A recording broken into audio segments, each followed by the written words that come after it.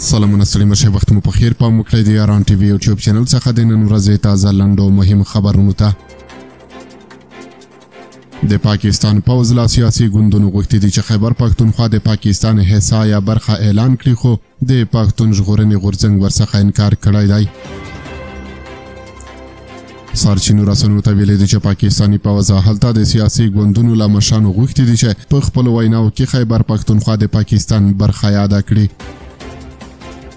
سرچینو زیاته کړې ده چې په دغه لړ کې ځینو ګوندونو په خپلو ویناوو کې یاده کړې هم ده او لا پوځ سره د وفادارۍ اعلانونه کړي دي خو د پښتون ژغورنې غورځنګ بندي مشرانو د سخت فشار او له زندان څخه د خوشي کېدو د وړاندیز سربیره هم ورسره دا نه ده منلې. د سرچینو په وینا د پښتون ژغورنې غورځنګ د ګڼو غړو بانکي اکاونټونه هم بلاک شوي دي او بېلابېلې قضیې پرې درج شوي دي. د سیاسي ګوندونو له ډلې د عوامي نیشنل ګوند د مشر ایمل بالي خان په خپله ټویټر پاڼه او فیسبوک پاڼه په ښکاره اعلان وکړ چې خیبر پښتونخوا د پاکستان برخه ده. راپورونه وایي چې د پښتون ژغورنې غورځنګ مخکښ غړي عالي وزیر ته چې لا کلونو کېږي د پاکستان په پوځي زندانونو کې بند دی وړاندیز کړی دی چې د زندان نه ازادېدو سربیره به ورته د ښه ژوند زمینه هم برابره کړي خو باید اعلان وکړي چې پښتونخوا د پاکستان برخه ده.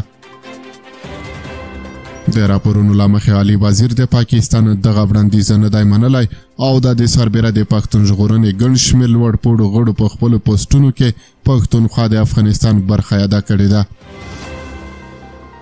د دوی له ډلې د پښتون ژغورنې غورځنګ مرکزي غړي حنیفه پښتین پر خپله فیسبوک پاڼه لیکلي دي د ډیلي تخت هېرومه چې رایاد کړم زما د ښکلي پښتونخوا د غرو سرونه تل دې وي بادان لوی افغانستان. دغه راپورونه داسې مهال دي چې په دې وروستیو کې افغانستان او پاکستان ترمنځ اړیکې ډېرې ترینګلې شوې دي او پاکستان غواړي په هره برخه کې چې وي له افغانانو او افغانستان څخه غچ واخلي. د دواړو هېوادونو پلاوي اوس مهال په ترکیه کې په خبرو بوخت دي لا هم تر 3 ورځو پای ته رسېدو سره هېڅ ډول توافق ته نه دي رسېدلي.